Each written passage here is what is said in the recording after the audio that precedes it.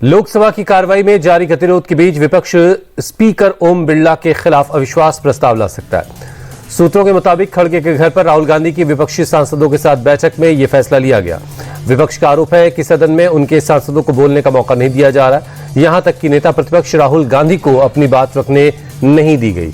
लिहाजा विपक्ष लोकसभा अध्यक्ष के खिलाफ अविश्वास प्रस्ताव लाने की तैयारी में है। सपा सांसदों ने भी लोकसभा स्पीकर ओम बिरला पर विपक्ष के साथ भेदभाव करने का आरोप लगाया।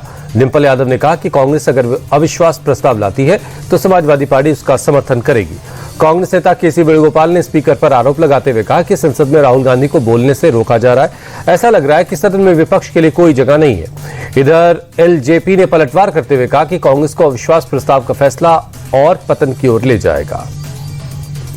विपक्ष के हंगामे पर संसदीय कार्य मंत्री किरेन रिजिजू ने विपक्ष पर साधा निशाना। किरेन रिजिजू बोले, बिना चर्चा के बजट पास हुआ तो विपक्ष को ही होगा नुकसान, संसद का कामकाज चलने दें। रिजिजू ने कांग्रेस को आड़े हाथों लेते हुए कहा, अगर संसद में विपक्षी सांसदों को बोलने का मौका नहीं मिला तो इसके लिए कांग्रेस जिम्मेदार है। राहुल गांधी संसद को ठप करने के बजाय अपनी मांग बाहर उठाएं। बिहार विधान परिषद में जमकर हुआ बवाल। शोरगुल के बीच सीएम नीतीश कुमार विपक्ष पर भड़के। राबड़ी देवी को की तरफ इशारा करते हुए कहा, ये जो लड़की है वो क्या जानती है, इसके वो जब हट गए तो इसी को बना दिया। उन्होंने कहा कि ये लोग सिर्फ हल्ला करना जानते हैं और कुछ नहीं। वहीं राबड़ी देवी ने नीतीश सरकार को निकम्मी सरकार बताते हुए सीएम का इस्तीफा मांगा। उत्तर प्रदेश विधानसभा का बजट सत्र आज से शुरू हो गया है। सत्र के पहले दिन सदन में जमकर हंगामा हुआ। राज्यपाल आनंदीबेन पटेल के अभिभाषण के दौरान विपक्ष ने जमकर नारेबाजी की। एसआईआर समेत कई मुद्दों पर बवाल हुआ। विपक्ष के हंगामे पर सीएम योगी ने भी ऐतराज जताया। उन्होंने कहा कि विपक्ष सदन की कार्रवाई को बाधित न करे, सरकार हर मुद्दे पर बातचीत के लिए तैयार है। विवादित बयानों से अक्सर सुर्खियों में रहने वाले एआईएमआईएम प्रमुख के छोटे भाई अकबरुद्दीन ओवैसी एक बार फिर से सुर्खियों में है। इस बार उन्होंने निजामाबाद से यूपी के सीएम योगी को धमकी दी। उन्होंने कहा कि मिस्टर योगी तैयार हो जाओ, मैं यूपी आ रहा हूं। अकबरुद्दीन ने कहा कि मुसलमानों की दाढ़ी नोची जा रही है, शरीयत पर हमला हो रहा है, हमें तैयार रहना होगा, ना हम कुरान छोड़ेंगे ना हिंदुस्तान।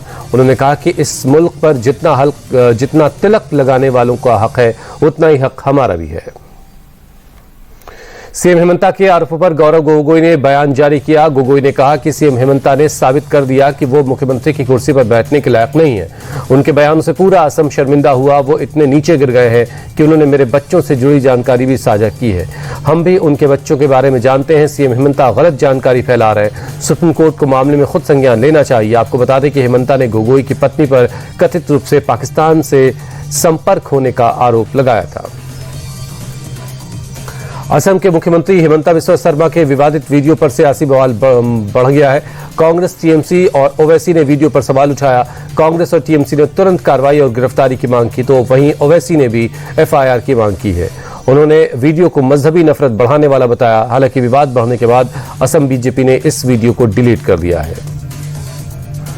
सेशल्स के राष्ट्रपति पैट्रिक हरमनी दिल्ली के दौरे पर हैं। इस दौरान आज उन्होंने हैदराबाद हाउस में पीएम मोदी के साथ द्विपक्षीय बातचीत की। दोनों नेताओं के बीच कई मुद्दों पर गहनता से चर्चा हुई। पीएम मोदी के साथ मीटिंग से पहले राष्ट्रपति हरमनी ने विदेश मंत्री एस जयशंकर के साथ बैठक की।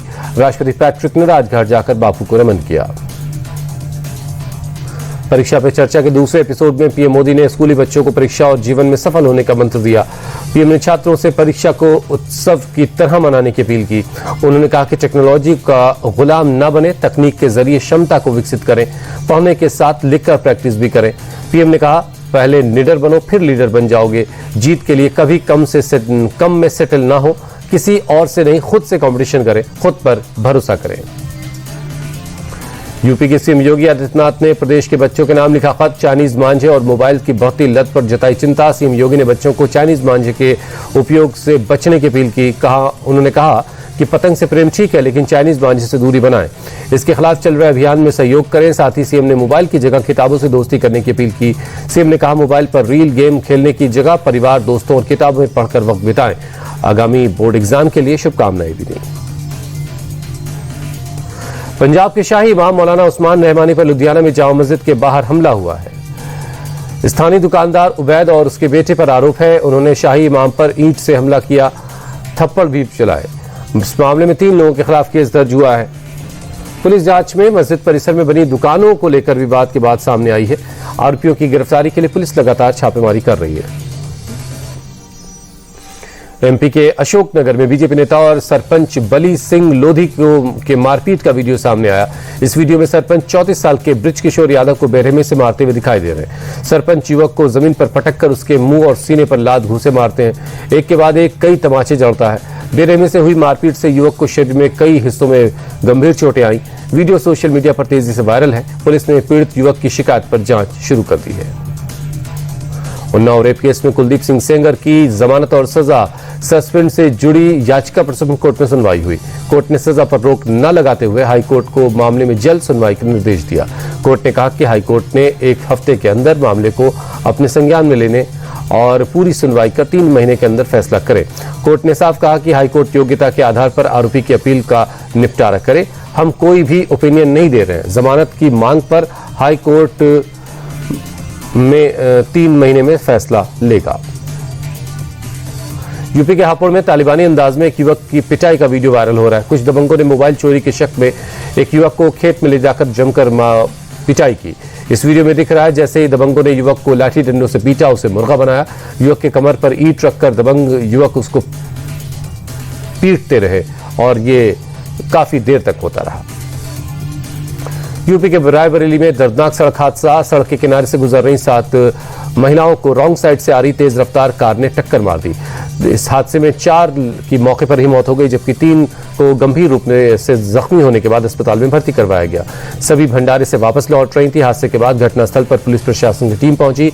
घायलों को अस्पताल पहुंचाया गया। एक्सीडेंट के बाद से कार का ड्राइवर फरार है। पुलिस ने मामला दर्ज कर जांच शुरू कर दी है। कानपुर में लैम्बोर्गिनी कार एक्सीडेंट के मामले में अब पुलिस पर सवाल खड़े हो रहे हैं। कानपुर पुलिस ने मामले में जो एफआईआर दर्ज की उसमें तंबाकू कारोबारी के मिश्रा के बेटे शिवम का नाम गायब है। सिर्फ अज्ञात ड्राइवर के नाम पर एफआईआर हुई है, लेकिन एक्सीडेंट के बाद लोगों ने खुद के मिश्रा के बेटे शिवम मिश्रा को पकड़ा था। हादसे में 6 लोगों को कार से रौंदने के बाद खुद पुलिस शिवम को छुड़ाकर वहां से अपने साथ ले गई थी। नोएडा में दर्दनाक हादसे में डिलीवरी बॉय की मौत हो गई है। कार बैक करते वक्त सामने से आ रहा तेज रफ्तार ऑटो टकराकर पलटा। कार ऑटो के चपेट में आने से बाइक सवार डिलीवरी बॉय की गर्दन में गंभीर चोट आई, जिसके चलते उसकी मौके पर ही मौत हो गई। खबर मिलने के बाद घटनास्थल पर पहुंची पुलिस की टीम शव को कब्जे में लेकर पोस्टमार्टम के लिए भेज दिया गया है। पुलिस ने ऑटो चालक को हिरासत में लेकर आगे की जांच शुरू कर दी है। यूपी के बागपत में दिल्ली सहारनपुर हाईवे पर छात्रों का खतरनाक स्टंटबाजी का वीडियो सोशल मीडिया में तेजी से वायरल है। इस वीडियो में स्कूली छात्र फेयरवेल पार्टी के बाद 4 कार और 2 ट्रैक्टर में सवार होकर हुड़दंग करते दिख रहे हैं। छात्र कार की खिड़कियों से लटककर तेज रफ्तार में शोर शराबा कर रहे हैं और वहीं 2 ट्रैक्टर पर सवार छात्र ओवर स्पीड में ट्रैक्टर दौड़ाकर स्टंटबाजी कर रहे हैं। स्टंटबाजी के चलते कई गाड़ियों हादसे का शिकार हो सकती थी। पुलिस ने मामला दर्ज कर लिया है और आरोपियों की तलाश की जा रही है। कानपुर में एचडीएफसी बैंक में महिला कर्मचारी आस्था सिंह ने जाति का रौब दिखाकर हाई वोल्टेज ड्रामा किया। ग्राहक को भद्दी भद्दी गालियां दी, धमकी दी। किसी बात को लेकर हुई बहस के बाद महिला कर्मचारी ने रौब झाड़ते हुए मर्यादा की सारी हदें पार कर दी। इस दौरान महिला कर्मचारी हिंसक होकर लैपटॉप तानते हुए नजर आई। कर्मचारी ने ठाकुर हूं मैं कहकर सरेआम ग्राहक को धमकाया और डराने की कोशिश की। सोशल मीडिया पर महिला कर्मचारी की अभद्रता का वीडियो तेजी से वायरल है। पुणे के जेजुरी किले के श्री खंडोबा देवस्थान में सुबह सुबह उस वक्त अफरा तफरी मच गई जब सांड गुस्सा हो गया, अचानक भागने लगा। इस दौरान किले में दर्शन करने आए भक्तों में दहशत और भगदड़ मच गई। पूरी घटना कैमरे में कैद हो गई। दरअसल बैलगाड़ी दौड़ के शौकीन लोग दर्शन के लिए बैलों को किले में लाए थे। बैलों को जब सीढ़ियों से ऊपर ले जाया जा रहा था तब एक बैल गुस्सा हो गया और भागने लगा। भगदड़ मच गई। स्थानीय प्रशासन और सुरक्षा गार्डों ने जैसे तैसे उसको काबू किया। महाराष्ट्र के संभाजीनगर में सीटीईटी की परीक्षा के दौरान परीक्षा केंद्र पर महिलाओं के मंगलसूत्र उतरवाने पर जमकर बवाल हुआ। मौजूद लोगों ने महिलाओं के गहने उतरवाने का विरोध किया। वायरल वीडियो में महिलाएं गहने उतारती दिख रही हैं। इस मामले के तूल पकड़ने के बाद सीएम देवेंद्र फडणवीस ने जांच के आदेश दे दिए। उन्होंने कहा कि ये चेकिंग का ये तरीका ठीक नहीं है। बिहार के रक्सौल में अनिरुद्धाचार्य की कथा में भगदड़ मच गई। दरअसल महाराज की कथा में प्रवेश करने के दौरान गेट पर लोगों के बीच अचानक भीड़ बढ़ गई। बेकाबू भीड़ पर काबू पाने के लिए पुलिस ने लाठीचार्ज कर दिया, जिसके बाद भगदड़ जैसे हालात पैदा हो गए। 2-3 महिलाएं घायल हो गईं। वहीं 2 मासूम अपनी मां से बिछड़ गए। कथा सुनने के लिए भक्तों की भीड़ इतनी थी कि पंडाल छोटा पड़ गया। कई लोग पास में लगे ट्रक पर चढ़कर कथा सुनते हुए नजर आए। नॉन बैंकिंग फाइनेंस कंपनी आय का आईपीओ आज ओपन हुआ है। कंपनी इस इश्यू के जरिए 1000 करोड़ से ज्यादा रुपए जुटाना चाहती है। निवेशक आईपीओ में 11 फरवरी तक बोली लगा सकते हैं।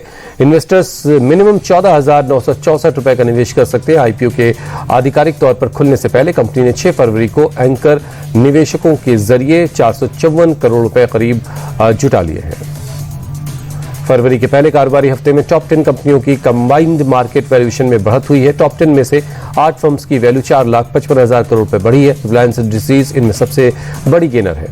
रिलायंस को 1,41,000 करोड़ रुपए का फायदा हुआ। वहीं टाटा कंसल्टेंसी सर्विसेज और इंफोसिस की मार्केट वैल्यूएशन घटी है। फरवरी के पहले हफ्ते में विदेशी पोर्टफोलियो निवेशक भारतीय शेयर बाजार में नेट खरीदार बन गए। एफपीआई ने फरवरी में अब तक 8,100 करोड़ रुपए से ज्यादा का निवेश किया। पिछले 3 महीनों में एफपीआई सिर्फ बिकवाली कर रहे थे।